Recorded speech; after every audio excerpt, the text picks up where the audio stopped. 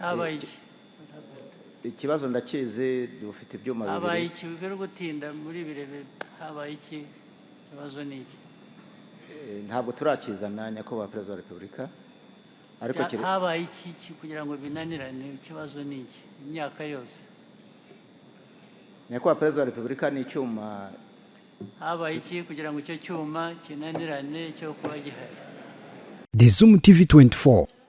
Murakoze nyakubahwa perezida wa repubulika amazina yanjye nitwa niyo twagira Jean Damascene nkaba mpagarariye ihuriro ry'aborozi b'inka zitanga umukamo kandi umwuga wanjye n'ubworozi ubwo ubona mpagaze ahangaha nkunda inka ku buryo ubuzamaze kugera mu magufwa no mu mushokoro nyuma ya jenoside yakorewe abatutsi nta nka nari mfite nta n'ikintu na kimwe nari mfite ariko nyakubahwa perezida wa repubulika nahereye ku nka imwe noroye inteza imbere uyu munsi ngemura litiro zisaga 100 z'amata kandi maze koroza aborozi bagenzi banje inka 24 bose zituruka iwanje kugira ngo nabo bagire amata tukaba rero tubashimira mu by'ukuri amarangamutima yanjye nta gihugu jewe nzi kigeze gikunda kigeze perezida akunda abaturage bacyo nkuko akunda abana be nkuko dukunda icyo ni icyambere icya kabiri nta gihugu nzi umuturage yigeze aryama yikangura bakamuhamagara bati ngwino uje kwakira inka perezida wa repubulika yaguhaye binyuze muri gahunda ya Girinka nyakubahwa perezida wa repubulika rero reka ngere ku cyo dukeneye mu by'ukuri gahunda zigenda neza mu bworozi bwacu ariko muri iyi minsi gahunda yo guteza intanga ntabwo biri kugenda neza kuko batubwira yuko zote ishinzwe kugira ngo irinde intanga idahari ku buryo badusezeranije ko iyo tubajije batubwira ko hari uruganda ruzubakwa hariya mu karere ka Kayonza ruzafasha aborozi bo mu karere ka Ngoma na Kirehe no mu ntara y'Iburasirazuba urwo ruganda rero turacyarutegereje ariko ntituzi ngo ruzaza ryari ntituzi ngo ruzubakwa ryari aborozi ntituzi ngo twakora iki ikindi cya kabiri nuko twifuza ko nkuko mu bindi bihingwa harimo nkunganire uyu munsi imiti y'amatungo irahenze cyane ku buryo kuvuza inka ari ikibazo ku mworozi tukaba twifuza ko ibiciro by'imiti y'inka byagabanuka kugira ngo umworozi yibonemo tukaba tunifuza yuko haboneka nkunganire kuri copo ibyuma bisya bisigazwa by'imyaka nabyo tukabibona kuri nkunganire tukaba dusaba yuko twabona na nkunganire ku bigega bifata amazi yo ku mazu y'aborozi kugira ngo nabyo tubibone kuri nkunganire ya leta ku buryo aborozi twajya tubona amazi mu gihe cy'impeshyi murakoze murakarama murakoze cyane Jean Damascene abaretse kuvaho Jean Damascene mwagaruka b'Ingoma mwakongera mukadusubirizaho amashusho Minister of Agriculture uri hano rihe ibyo bavuga urabizi ikibazo cyabaye kwanza warayoboye lab ni habaye iki kugira ngo murakoze nyakubahwa perezida wa repubulika ni ikibazo yaravuze kijyanye na zote habaye iki ikibazo ndakizi dufite ibyuma bibiri habaye iki bigera gutinda muri birebe habaye iki ikibazo ni iki ntabwo turakizana nyakubahwa perezida wa repubulika ariko habaye iki kugira ngo binanirane ikibazo ni iki imyaka yose nyakubahwa perezida wa repubulika ni icyuma habaye iki kugira ngo icyo cyuma kinanirane cyo kuba gihari byarakererewe nyakubahwa perezida wa repubulika ariko byakerejwe n'iki twari twagiteganyije mu mushinga dukoranaho na IFAD ariko gahunda zo kukigura ziri imyaka ingahe hashize umwaka umwe urenga n'igice nyakubahwa perezida wa repubulika gusa kuri uwo mushinga mutekereje hashize umwaka umwe gusa, mbere hose imyaka yindi yose ntabwo mwiza mubitekereza. Nyakubahwa Perezida wa Repubulika turasaba imbabazi. Okay, basi. Turaza kubishyira mu mbaraga.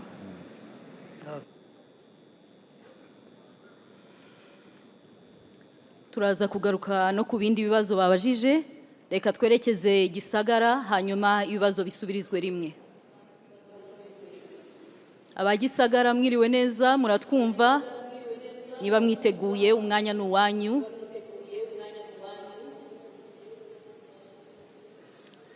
Ndabashimiye Nyakubahwa Perezida wa Repubulika. Nitwa Akineza Valentine, ni rwiyemezamirimo, ni umukobwa wihangiye imirimo, mwitinyuka. Uyu munsi tuvugana nsoje kwiga amashuri yisumbuye, nakomeje kwiga nkomereza mu bumenyingiro bwo gutunganya amafunguro. Maze gufata ubwo bumenyingiro bwo gutunganya amafunguro byamfashije kuba nariteje imbere. Ubu nkaba mfite resitora mu murenge wa Mamba, aho uyu munsi nkoresha abakozi 7 bahoraho, nkaba mfite n'abakozi 10 ba Nyakabyizi. Nyakubahwa Perezida wa Repubulika, aho nakuye igitekerezo cyo kwihangira umurimo ndetse no kwiga ni mu nama nziza mutugira. Reka yaba ari Valentine n'abandi bakurikira, nyabuna turi benshi dukeneye kubaza, rasa ku ntego. Niba ari ikibazo, niba ari igitekerezo, uhita ukivuga. Murakoze cyane. Valentine, ikibazo wifuza kubaza ni ikihe cyangwa igitekerezo?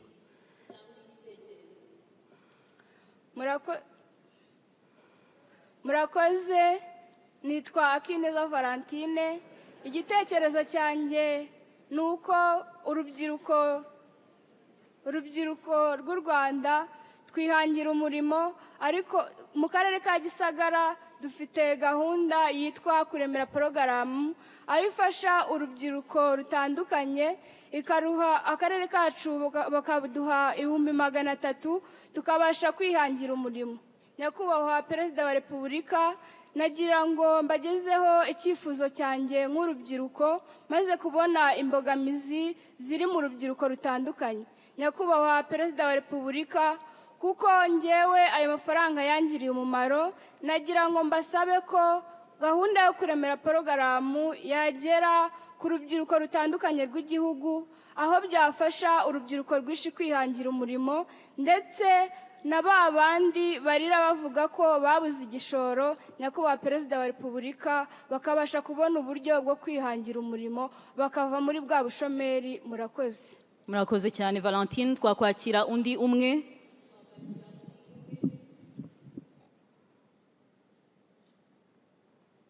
Gisagara, undi umwe.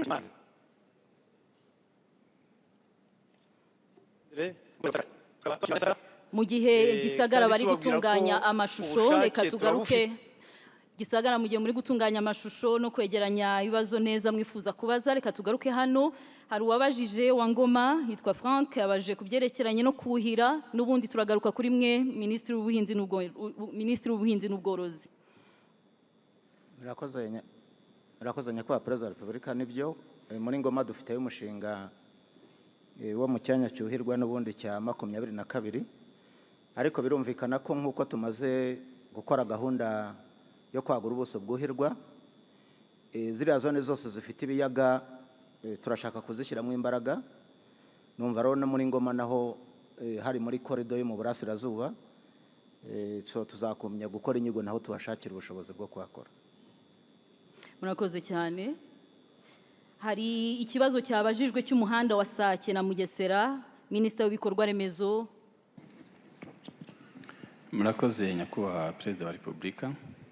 Frank, twamumenyesha ko hari gahunda turi gukorana n'uturere, aho tufite intego y'uko imihanda yose yo mu gihugu, cyane cyane imihanda itarajyamo kaburimbo, tuyishyiramo laterite, tukayinoza, tukayubakira inzira z'amazi, ku buryo imihanda ikoreshwa neza, umusaruro ukajya ku isoko, iby'ubworozi bigashobora kugera ku MCC, ndetse n'ubukerarugendo bukagenda neza.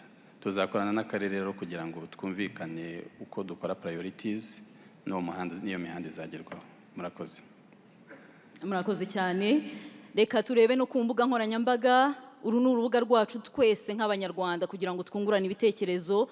Niba hari abagize ibibazo babaza cyangwa ibitekerezo bohereza ku mbuga nkoranyambaga, mwabidushyiriraho kuri izi screen, hanyuma tukabirebaho. Hari uwitwa Mukunzi Penina yanditse kuri X avuga ngo dukumbuye vibes za UCI na campaign bayobozi. Ati bayobozi, nta yindi show muri kudupangira?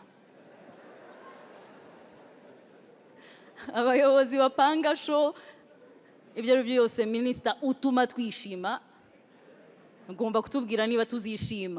Hanyuma kuri X nanone Uwimbabazi ati ndashimira nyakubahwa Perezida wa Repubulika kubwiriya mihanda y'icyatsi mwaduhaye, tuyikoreraho siporo tukabungabunga ubuzima, ni myiza cyane pe, ku buryo n'abantu basigaye bahaterera ivi.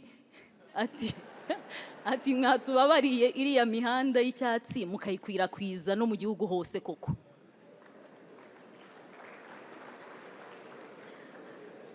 Kuri Facebook uwitwa Musabwa Abdul yatubwiye ati nyakubahwa Perezida wa Repubulika, iyi gahunda y'isuku ni nziza. Nk'uko Kigali yacu ikeye, natwe niko dukwiriye guhora dukeye. Ubundi ni iki kitubuza gukaraba neza, tukambara neza, tugasa neza, ubundi tukagenda duhumura neza vraiment.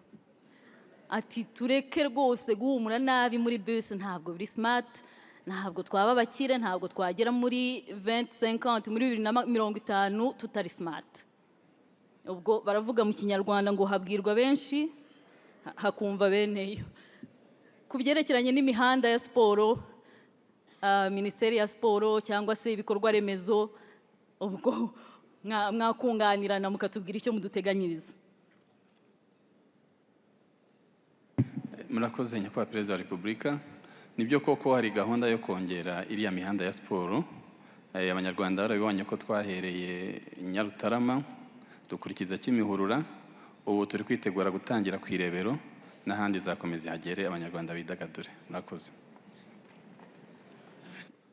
Murakoze cyane. Hari indi comment? Hari uwifuza kubaza wo muri African School of Governance, akaba yitwa Mohamed Ndanusa, twamuha umwanya.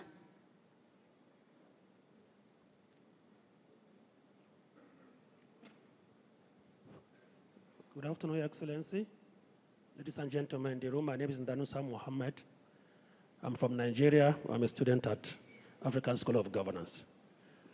When the Prime Minister was making a review of economic performance in Rwanda, what struck my mind was 3 major sectors made major contribution: agriculture, industry, and service sector. Rwanda government has made frantic effort to make Rwanda a knowledge-based economy, particularly by attracting world-class institutions to Rwanda. And I think part of it is what I'm benefiting as a student of ASG. And I think that is really turning around the economy of the country. But what I want to suggest and ask the Honorable Minister for Education, if he's in the House, is English language, even though not the basics, because countries like India, China did not rely on English language to promote their business and economy, but yet English language has been seen as the language of doing business, language of communication, and language of transformation. I could observe that Rwanda still use a lot of Kinyarwanda from all through the tertiary institution, including at the universities level. I want to believe that any student in Rwanda who was privileged to attend school up to, say, senior 3, should be able to communicate in English. So I want to encourage the government of Rwanda that Rwanda is already a model to other African countries. I'm here based on relationship between Nigeria and Rwanda. Nigeria and Rwanda has a good part in supporting Rwanda in terms of education by providing technical services in education to the Rwandan government. And what I observe is to scale up this relationship, Rwanda should deliberately increase the level of use of English in education. Thank you. Murakoze cyane, Minister Mineduc, umwanya n'uwanyu kugira ngo mugire icyo mubivugaho. Murakoze nyakubahwa Perezida, munyemereye ubwo namusubiza mu Cyongereza kugira ngo yumve. Thank you very much for the question you just asked regarding the English proficiency within our education system. It is true that we need to improve the English proficiency, starting with the educators themselves and also increasing the use of the language in the schools themselves. So we have actually established a program that's starting this year that's going to train all teachers, all of them, in increasing the English proficiency. We expect to see the English proficiency rise to the level of B2, which is the required level to be able to instruct in that language. So that is a known problem that we are working on, and we hope that this training, which is provided by the government of Rwanda to all teachers in partnership with the World Bank and the MasterCard Foundation, and that's going to raise the level of English, and hopefully in the next couple of years, it will translate to the increase of English competency within our students themselves. So thank you very much. I think the Minister of Education has given a very good answer. I just want to inform you that I think it is generally a language problem. We even have Kinyarwanda proficiency. So even for Kinyarwanda, you might have heard we are struggling here. People say anything they want. So, but we'll go with the Minister of Education and the very good answer he has given.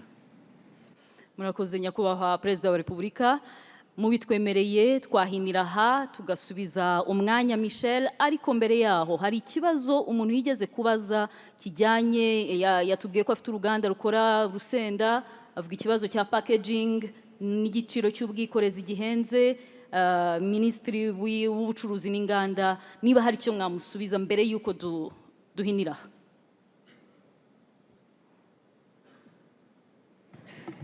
Murakoze nyakubahwa Perezida wa Repubulika.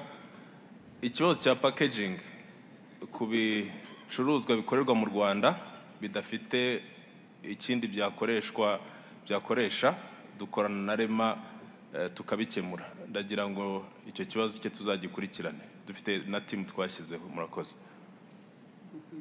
Murakoze cyane Michel, umwanya n'uwanyu mbere yuko tusoza inama. Murakoze Sandrine, ikiganiro cyacu natwe cyari cyasoje nkuko nari nabivuze kare, nagira ngo nongere mbyibutse, cyari kigamije kwiga ku iterambere ry'ubukungu rirambye, cyane cyane hashingiwe ku ruhare rw'inzego za leta zitandukanye n'abikorera. Numva rero nkuko twabyumvise, hari abajene benshi bafite business ntoya zishakisha cash nkuko Minister Telesfo yabitubwiye. Turakomeza gushyira hamwe dufatanye kugira ngo dukomeze kwiyubakira igihugu cyiza gifite iterambere rirambye. Numva twahinira natwe. Murakoze nyakubahwa Perezida wa Repubulika, banyacyubahiro mwese banyarwanda, turabashimiye kuba mwaduteze amatwi. Murakoze. Murakoze cyane. Nkuko nyakubahwa Perezida wa Repubulika yabitubwiye, kwigira niyo ntego, niwo mugambi, nizo nshingano twese dufite. Tugiye kuva hano dusubire mu mirimo yacu ya buri munsi, ariko nyamuneka ibyo twaganiriye ntibibe amasigara cyicaro. Buri wese aho ajya mu byabamo tugende dutekereza tuti ese ibyo nkora birazana ibisubizo ku banyarwanda cyangwa biradusubiza inyuma. Ngira nkugire rero dufatane mu kiganza, duhuze imbaraga, dukomeze kwiyubakira u Rwanda twifuza. Mwakoze nyakubahwa Perezida wa Repubulika.